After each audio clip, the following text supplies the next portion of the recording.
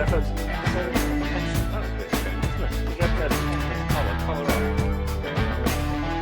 again. It's hot, and when it's hot, you need. What have I got? Oh, it's not coming up. It's too easy. Oh, there we go. Juicy hazy. I've gone for a little cheeky Boundary Road. Nah. Laid back lager. Cheers, buddy. Cheers, mate. Lovely. I do like those. Those little beers. They are bloody juicy. They're nice. They are really good. Yeah, they go down easy. Well, we haven't. When was that? We haven't been on in a week, have we? So since Arsenal got a good whooping from us. Yeah, let's have a little chat about that. Yeah, 3-2 win against the Arsenal, top of the league, top of the Champions League. But United too good. 2 really nice weeks when you beat teams like that, isn't it? It's so much easier to listen to all the other podcasts and the radio and that kind of stuff. It just makes you so much happier. It really does. I love it. You think about, and we'll get on to Michael Carrick, we'll get on to obviously the Fulham game in a bit, but you think about, and I'll have to probably bring this up, but Carrick couldn't have had 2 harder games, could he really? Man City, Arsenal, and 5 goals in those 2 games. Yeah. Against Arsenal, we came from behind, and then even when we got pulled back 2-2, kicked on, pushed on, goal, and got an absolutely stunning. Actually, there's a couple of stunning goals there, weren't there? But mate, I love the first one. To be fair, obviously Dorgu's goal is a worldie. Any goal that hits the crossbar and goes in, because you don't see them too often anymore. Like you literally don't. Yeah. And Cunha's goal was great, but I can't stop watching that first goal from Harry Maguire heading it out, and I think Bimmer was there, and then Bruno. Just that little look of Bruno, just amazing, just amazing. Which one are you talking about? First one. And Burma scoring. Yeah. Oh yeah. Yeah. I like those kind of goals because it's a nice break. But Dorgu's Cunha, you can't pick. You just can't pick one. They're all 3 of them were so good. I just don't think the first one got spoke about enough. But just what a performance again. I honestly, I said it in the last podcast that I'd be shocked if he kept the same team, and I thought probably Cunha would have started, but fair play to him. He obviously just goes, well, they're not expecting this. We'll just go and hit him again. What do you do with Cunha though? I mean, like he comes off the bench, puts on a fantastic performance against City, and obviously carries the team, holds up the play up front, and then bags an absolute beautiful winner against Arsenal, which is actually our first win at the Emirates since 2017. Crazy that, isn't it? I didn't think it was that long. There's quite a lot of stats going around about that game. Like Arsenal haven't conceded 3 at home in I think 3 seasons or something like that. But Cunha's probably. I get where you were going then, but obviously with Dorgu being injured, which is a nightmare, that's Cunha straight in. Is that Bale you're talking about? Dorgu's injured. Dorgu Bale. He's got that kind of. I've seen that. It's funny that because I can't remember what. I'm just messing around, don't we? Now you see it actually popping up a couple of places. But yeah, shame that he's injured. Feel for him. He's been so good. The last, not even just the last 2 games, the last few games. Obviously, Amarin put him right wing at one point, and then against Wolves put him back to left wing back. And he's not a left wing back. I think I've said it from the start. I'm not that you guys haven't disagreed, but he's not a left wing back. He's in his right position now. He's a left midfielder or right, whatever he might be. He's not a left wing back, but he's so good. It's so nice to see. Now we're shouting out some players, and I completely agree with what you just said there as well. Lemens hasn't, since the men's been in goal, we've only lost two games. That's a mad stat as well, isn't it? Yeah, he's comfortable. But I'll have to give you another stat as well. Kobe Minu has covered the most amount of minutes, kilometres, than any other player against Man City and against Arsenal. Isn't it crazy? Mad stat, isn't it? And to think that Amarin was going to get rid of him, it just makes me cringe.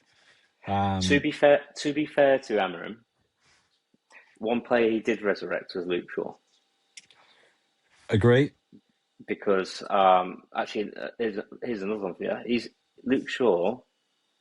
I have to get this right now, but Luke Shaw has played the most amount of minutes than any of the United players this season.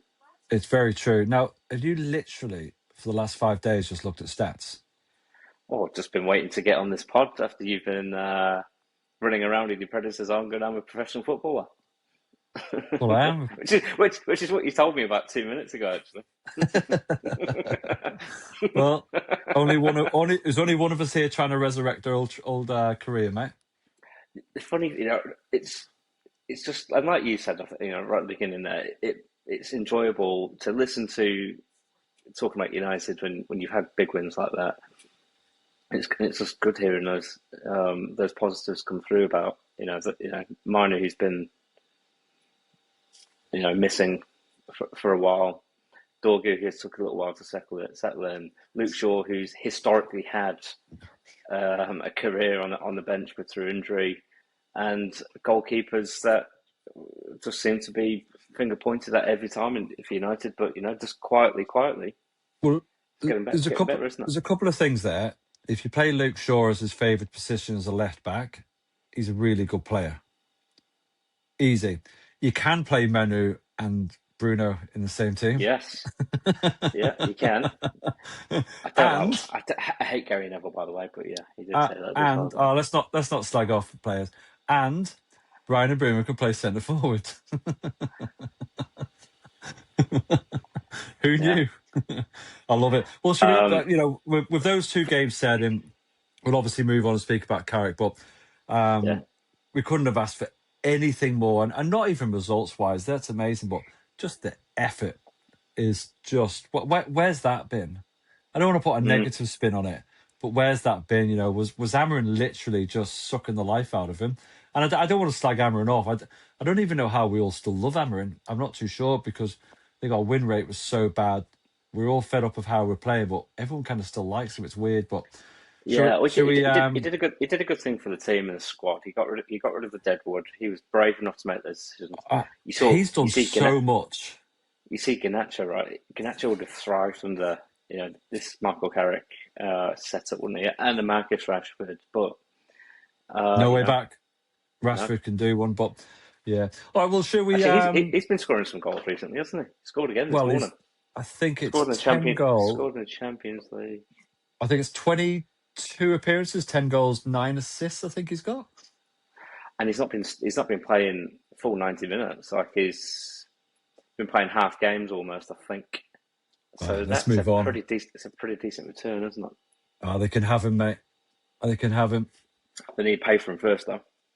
Yeah, absolutely. They can bloody have him. And you know what? We should not be selling them on the cheap. And I hope they're frigging hope Wilcox and, well, I don't even know who makes the decisions there anymore, but they better not be like selling them on the cheap for 25, 30 million. And that's the other thing as well.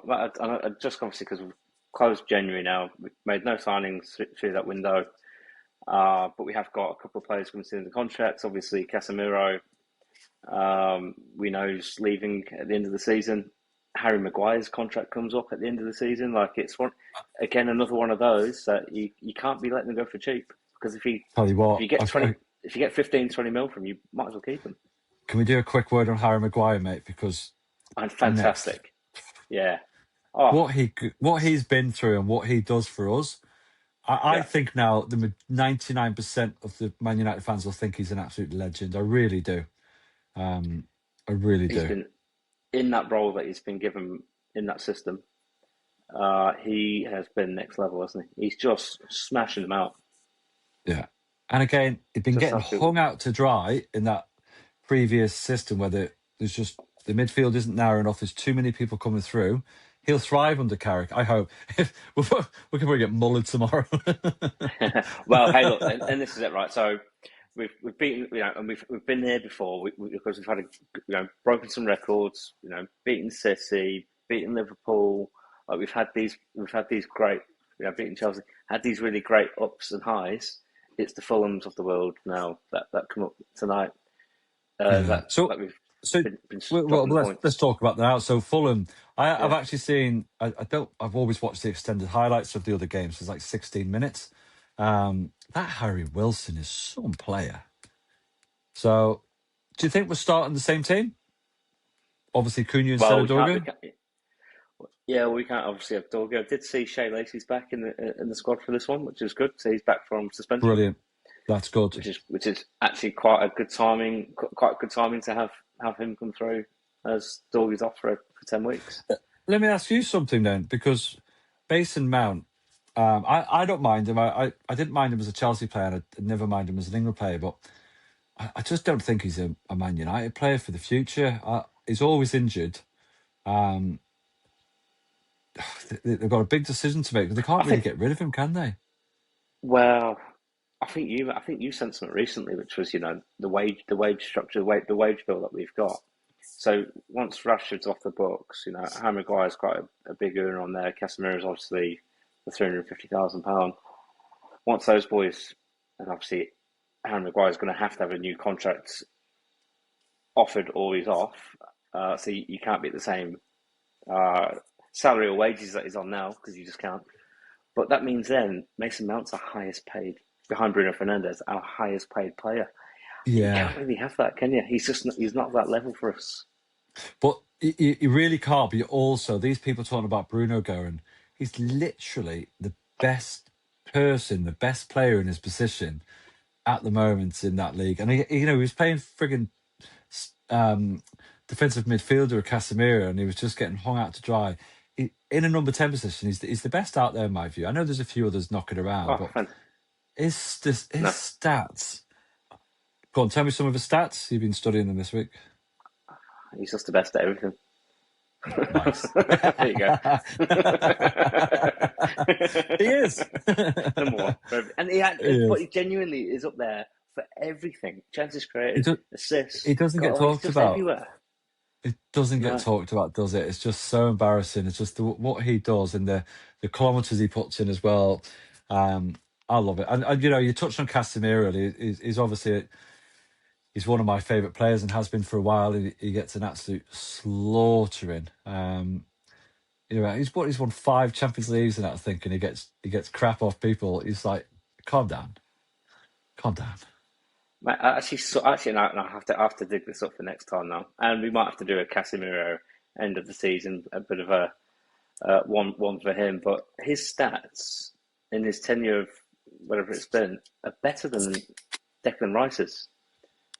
Declan Rice is meant to be in the prime of his career, and Casemiro apparently no legs and at the end of his career. Is that true? Is that right? He's completely, yeah. I have to pick it up. I obviously don't have it with me there, but we'll definitely have to do something for Casemiro at the end of the season. Yeah, he's brilliant. But sure. So what are you thinking tomorrow then? Should we do some cheeky score predictions, and we'll probably jump back on tomorrow night or Tuesday anyway, won't we? So it's a 3 a.m. game for us, isn't it, over here? So we're at Old Trafford. I'm a little bit out of it because I've been away with the kids. So I've not really been looking at anything, but we are at home, aren't we? Yeah, we're at home. Okay. Yep. So obviously, Chelsea won this morning, Liverpool won this morning, so we're currently in 6th. So that brings us to 4th if we win? Yeah. So going to get on 41 points. Brilliant. If we win against Fulham at home. I think Carrick's going to do something similar, set up nice and narrow, get people defending, and hit them on the break, and we can show that we can run. When you say Carrick, Steve Holland's been